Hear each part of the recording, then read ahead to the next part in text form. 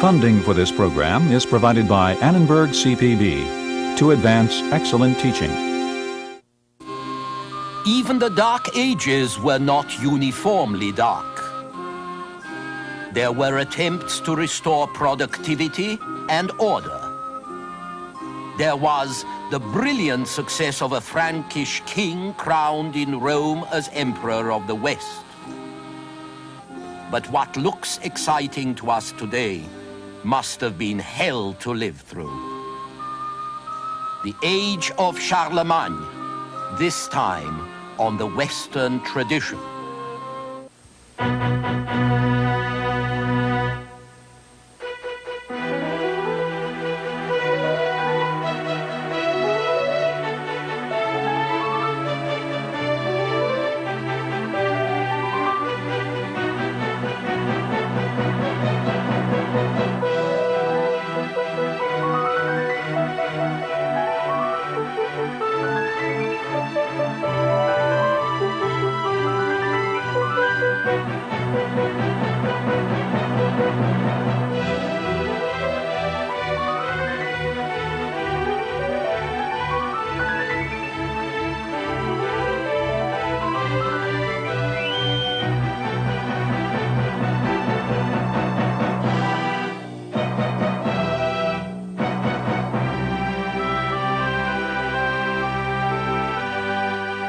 And now UCLA professor Eugen Weber's continuing journey through the history of Western civilization.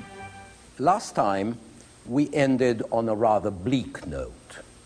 We were in the Dark Ages, that dismal period between the 6th and the 9th centuries when violence and corruption, both physical and spiritual, were endemic in Europe. But of course, history is never as neat, let alone as linear as we like to think. At the grassroots level, great things were also happening in the Dark Ages. Historians disagree about the exact date, but sometime between the 6th century and the 10th century, a new heavy plow with wheels began to replace the old light plow that had been used for thousands of years.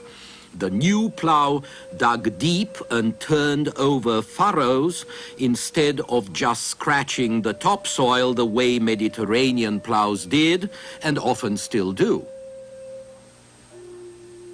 About the same time, a new method of planting came in, more complex rotation systems like the triennial system that left one field fallow once every 3 years to recuperate its powers. That way sheep and cattle could feed in the fallow fields and then on the stubble left in the planted fields after they had been harvested. And the manure the animals dropped could improve the crop yield further. Productive power was increasing in other ways too. This is a medieval flour mill, which was made possible by the appearance of the crank sometime during the Dark Ages. The crank, which is the most important motion-transmitting device after the wheel, now turned grindstones and hand mills and pulleys. This was also when water power was harnessed by water-driven mills to grind grain or cut logs, and when the use of animal power was immensely improved. The ancients had been terribly inefficient in their care and use of farm animals. They had no nailed shoes, which meant a lot of broken hooves and a lot of beasts limping around.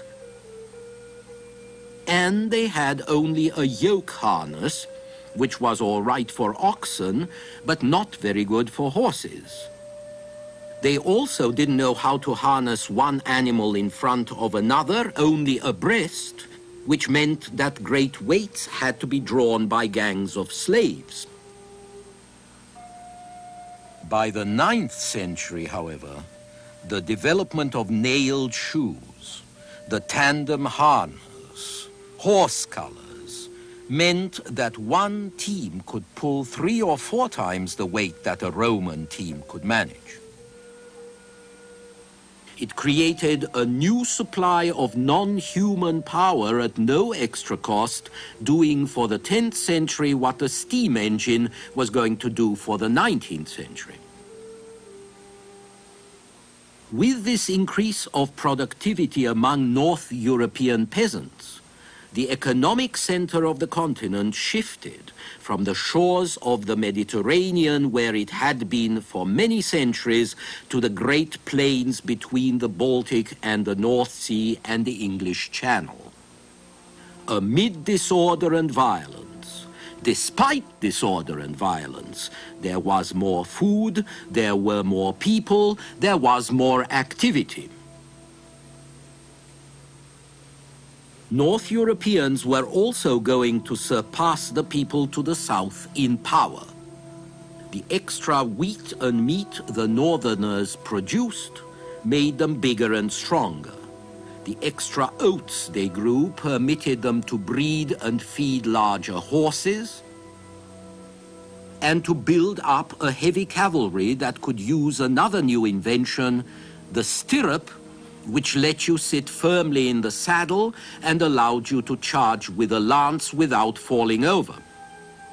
From the 8th century on, these new heavy-armed, heavy-armored horsemen were going to be the tanks of the medieval battlefield, stopping the Arabs at Poitiers in France in 733.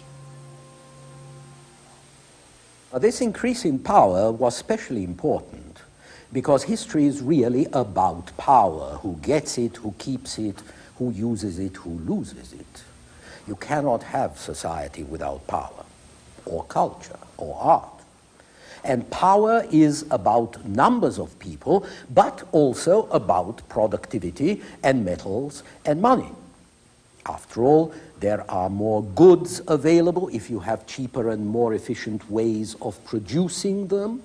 More goods make it easier to fight wars and to win them. And so you see, the military-industrial complex is nothing new. The traditional metal of war is iron.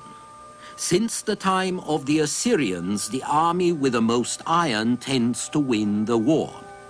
The early Middle Ages were going to see a serious increase in the production of iron and the number of foundries. Iron continued to be pretty expensive, but there was more of it in Northern Europe than around the Mediterranean. And then in the 9th century, iron became available for uses other than weapons. Spade tips, plow parts, ordinary tools, when new iron mines were opened that made the metal cheaper. The brilliant success of one tribe, the Franks, was based on this new advantage in productivity. For them, as for most German tribes, war was a national institution, almost their main trade. The most important Frankish king was named Charles. History knows him as Charles the Great, Charlemagne, Charlemagne. And he was simply the most successful representative of this warlike enterprise. He inherited the Frankish kingdom from his father, Pepin the Short, and proceeded to enlarge it. From the 770s to his death in 814, Charlemagne campaigned ceaselessly and successfully from Spain and Italy and Dalmatia to Germany and Bohemia. Charlemagne was also an able statesman who provided his dominions with fairly effective administration, based on literate clerks and on tough, illiterate royal officials, military commanders with territorial responsibilities, called by titles that still survive today. Dukes, from the Latin dux, meaning leader or commander, counts, from the Latin comes, a trusted companion of the king, and margrave or marquis, who was the person in charge of border provinces, the marches, the march. Charles was operating in a society that produced relatively little surplus. His administrative reforms aimed at getting the land, and especially the imperial estates, to provide more of a surplus, or at least setting up a structure that would permit him to cream off more of a surplus. The surplus would go towards supporting the armies which he led, and which could be very large indeed, as much as 20,000 horsemen and 3 times as many footmen. Now, if you think just how many oats you need to feed that many horses, how many wagons you need to carry the grains and other supplies, how many supplies you need just to prepare the army for moving out, you can see the logistics of military campaigns could be pretty impressive. But so was the ultimate purpose of all this effort. Politically, Charlemagne's aim was to revive the Roman Empire with its stability and greatness. And indeed, on Christmas Day in the year 800, he was, as you know, crowned in Rome as Emperor of the West. He saw himself as charged by God to restore and maintain the social order and the values this order represented, and he believed that this could best be done by reference to ancient Rome. Since architecture is often an expression of politics, you can see in the palaces and abbeys Charlemagne put up the expression of this attempt to return to Roman sources, to revive the empire by imitating its forms, and also to spread the civilizing Christian message associated with Rome. The most effective means of instruction and edification was mural painting, which offered a kind of holy comic strip of biblical images for a largely illiterate public. Now remember that the 8th and 9th centuries were also the time of the iconoclastic struggle, of the tension between Rome and Constantinople about whether religious images, icons, were good or bad. So you can see why the Pope, Leo III, thought images were essential to carry the Christian message, and why he appealed to Charlemagne to help, and how also he wound up crowning Charlemagne the Emperor of the West for this and other favors. Images were also good for publicity and prestige. They could present a legendary historical background for a family or a people, as was done in one of Charlemagne's palaces at Ingolsheim, where the great hall was surrounded by paintings of the history of the Franks, as the Franks would have their history looking. At a more sophisticated level, Charlemagne patronized the production of illustrated manuscripts and books like this Bible, and he provided rich endowments to the clerks, scribes, and illuminators who produced them, and to the monasteries where these men were sheltered. Charlemagne hoped that the monasteries would also generate administrators and educators. Scores of new monasteries went up, and hundreds of churches were built or restored, richly decorated. Towers and bell towers especially grew taller, nesting places for angels and archangels who were expressly invited to alight and perch there to protect humans against lightning and sin. Taller also because they were impressive and visible from afar, and practical as watchtowers. Watchtowers were going to be needed soon because a lot of the new buildings were going to fall within a generation or two. Most of the great monastic foundations disappeared in the time of troubles that followed the death of Charlemagne. One of these, the Abbey of Saint-Riquier, was built in the 790s near Amiens in northwest France. It held 300 monks, a school with 100 students, 110 knights with their own chapel, and a great host of servants to serve all these people. Charlemagne's special sympathy for scholars and clerks meant that he was always a favorite with them, and that was reflected in the documents of the time. But Charlemagne's reign was not based on intellectual pursuits or scholarship. It was based on war, on violence successfully exercised, as was the entire Carolingian dynasty of Frankish kings, which ruled for 2.5 centuries from the time of Charlemagne's father to the year 987. But when Carolingian civilization could no longer meet violence with superior violence, it foundered.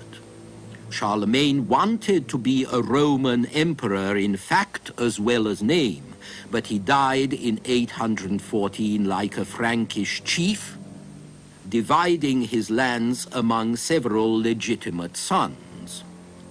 It could have been worse since he had hundreds of bastards.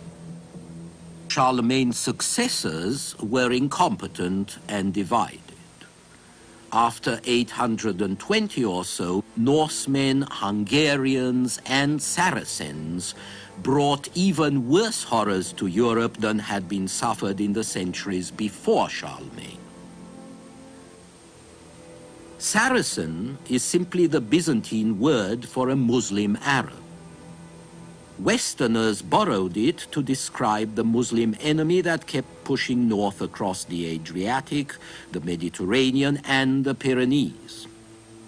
The Saracens raided into the Alps and into central France. They even sacked Rome in 845, but that was becoming a tradition. Everyone who was anyone had to sack Rome. Although the Hungarians never managed to get that far, they did spread terror throughout the rest of Europe. Hungarians were a Turkic people from the Eurasian steppes, and they displaced the Huns from what is now Hungary. They ravaged to the walls of Constantinople all over Germany and France, as far as Burgundy and the Rhone Valley, and well down into Italy. They were the scourge of Europe until defeated and converted in the second half of the 10th century. As a matter of fact, our word for the gigantic, hungry ogre whom a lot of fairy story heroes meet and defeat derives from the word for Hungarian, hungar or hongre. But the main threat to Western Christendom came from Scandinavian pirates and invaders, the Northmen, also known as Norsemen or Normans. They were also called Vikings, perhaps after the narrow channel between Sweden and Denmark, the Vik. The Viking danger was not new. It had been staved off since 800 or so by Carolingian diplomacy, busy missionary activity, and, of course, arms. When the successors of Charlemagne started to fight each other, Viking attacks on their kingdoms became more serious. In 845, a Danish king destroyed Hamburg, which was at the time the northernmost outpost of Christian civilization. In the same year, Paris was sacked, and the King of France, Charles the Bald, paid a heavy ransom to the Danes to get them out again until next time. But these disasters were only the prelude to the main Viking attack on the west, which began around 850 and continued without a stop for the next 50 years. During these years, it wasn't any longer a question of isolated pirate raids, but of skillfully planned invasion by highly organized professional armies that didn't just want plunder, but sought conquest and settlement. Year after year, Norwegian and Danish Vikings launched campaigns against Germany, the Netherlands, England, France. They defeated what armies the kings could gather. They could take and sack almost any town or abbey in their way, and few places were safe from their swift, shallow draft ships and their heavy swords. Swedish Vikings also penetrated the lands east of the Baltic, along the Dnieper and the Volga rivers, in the 800s. The name of the land we call Russia comes from the Finnish name for these Vikings, Ruotsi, or rowers. They were going to melt into the Slav population. But their expeditions provided an essential link between the West and the Eastern Roman Empire, between the Baltic and the Black Sea and the Caucasus. In the West, however, Viking colonies were set up during the 900s throughout the Atlantic islands, in England, Ireland, Iceland, Greenland, with some landfalls on the North American continent. Most important, though, was the settlement in the lower valley of the Seine that would become a buffer state between French territories and other raiders. This became the Duchy of Normandy, and in due course, its rulers managed something the other Vikings never had, the conquest of England in 1066. Still, for 300 years, until Christian kingdoms were established in Scandinavia in the 11th century, Viking destruction continued because this is what the Northmen did best: sail, fight, and rob. But the robbery was often part of a larger enterprise, trading. Like Phoenicians or Greeks, the Vikings were merchants as well as pirates. Like the Assyrians, their pillaging raids and wars also redistributed wealth. Indeed, it's quite likely that their major role was to release wealth stored in Western treasuries and put it back into circulation. They stole from the monasteries, and they used the silver to buy land to settle on or to equip ships to trade with. And so the Vikings probably did a lot to reopen internal commerce in Europe and contributed to the beginning of economic revival from the doldrums that they themselves had helped create. In the meantime, however, they destroyed a great deal and killed for the fun of killing. It's of these years that a chronicler of 884 wrote, "The Northmen cease not to slay and carry into captivity the Christian people, to destroy the churches and to burn the towns. Everywhere there is nothing but dead bodies. Clergy and laymen, nobles and common people, women and children. There is no road, there is no place where the ground is not covered with corpses. We live in distress and anguish before this spectacle of the destruction of the Christian people." These terrible years also witnessed the final collapse of the Carolingian Empire. The failure of the last attempt of Charlemagne's successors to rally the united forces of the West around the surviving representatives of the House of Charles, this failure was followed by a new alignment of power. The new successful leaders were not the weak kings, They were local leaders who maintained a bit of order and who organized resistance against outside attacks. Eudes, the Count of Paris, or Rollo and his descendants in Normandy, or Henry, the Duke of Saxony, and his son Otto, who finally beat the Hungarians to a pulp. These new princes derived their authority from their military leadership and from their power to protect their country. And indeed, a series of victories by the mid-900s would mark the turn of the tide. Much suffering was still in store for the West, but the worst of the horrors had passed, and the survival of Christendom was secured, as we shall see next time.